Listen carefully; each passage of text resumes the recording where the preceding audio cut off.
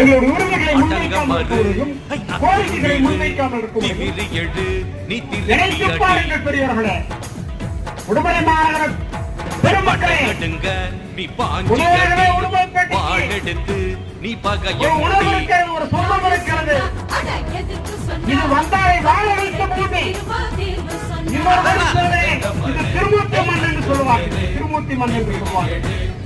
அந்த மண் வந்தாரை வாழ வைத்த மண் என்று உண்மையாக இருந்தால் இந்த போராட்டத்திற்கு நீங்கள் ஆதரவு கொடுங்கள். இந்த போராட்டம் முடிந்து எங்களுடைய தொழிலாளர்கள் அரசு மருத்துவமனையை நோக்கி நாங்கள் ஊர்வலமாக போவோம். அப்பொழுது அந்த ஊர்வலத்துக்கு இந்த வியாபார பெருங்குடி மக்களும் உடுமலைப்பேட்டை மக்களும் ஆதரவு கொடுங்கள், ஆதரவு கொடுங்கள் என்று கேட்டுக்கொள்கிறேன்.